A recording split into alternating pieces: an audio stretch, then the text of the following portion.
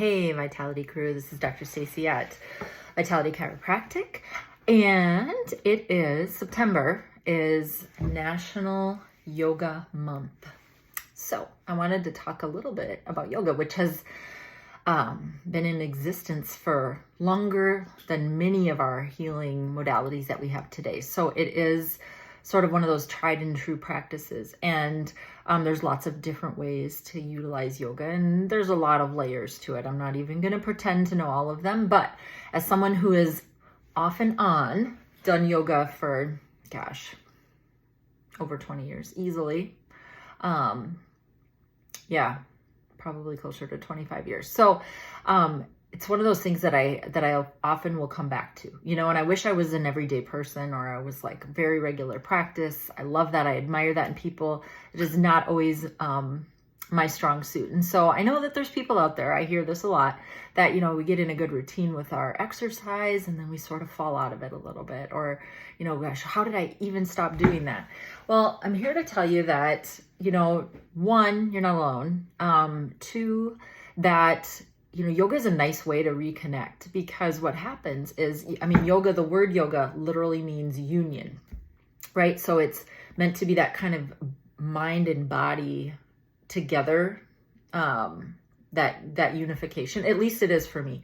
And so what I find is that when I can, I would love to say I would sit and meditate. That's great. I think it's a great idea and I'm working on it, but it's a lot easier for me if I'm moving and then my mind is busy with that. I'm moving through a pose. I have to think about that. I have to think about my breathing, and it sort of distracts me enough from just sitting that I get that meditative benefit from doing yoga.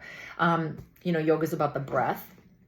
And so connecting that breath is really good. So there's benefits. I actually pulled up a couple studies. There's benefits on our posture, right? And this is something that's relevant to what we're doing here too, is that, they actually have found that we're more likely to have a more upright posture. We're going to have better curves in the spine, possibly even, which is so important because, our spine is meant to function like a nice little spring. When we lose those curves, we lose some of that springiness, as well as there's benefits for circulation and our respiratory system, and our immune system, our well-being in general.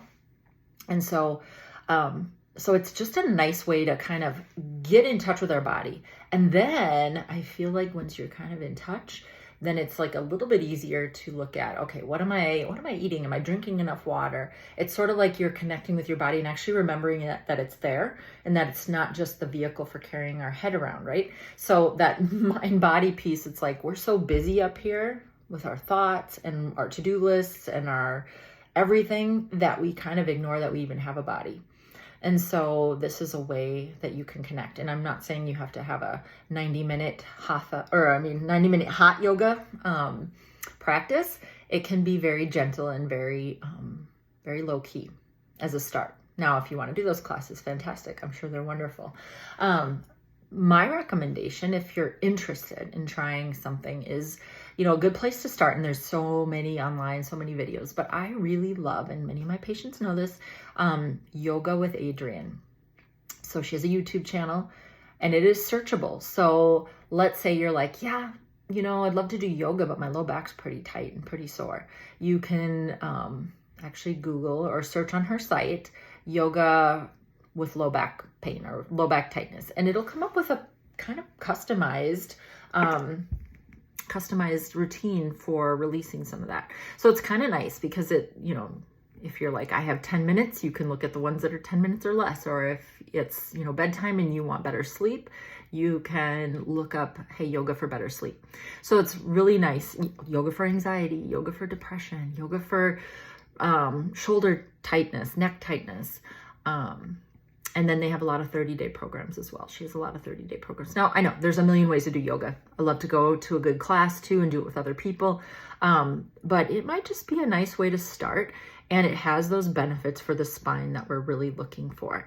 A lot of times when I'm telling people to do exercises, I'm working on things that get us into extension, which is back like this, right? As opposed to like this, which we spend our days doing. So anytime yoga kind of has that built in to its whole system, it's like It's naturally going to have us moving into that flexion extension, both directions, which is so good for our spine. Remember, movement for our spine is what keeps it healthy.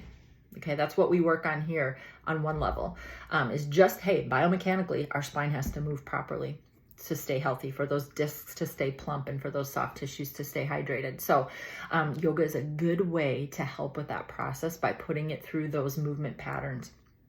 And of course, if your spine is limiting you from doing exercise, then come see us, because we don't want that. We want to be nice and active and have those healthy movement patterns as long as possible. All right, I hope you have a great week. Happy National Yoga Month.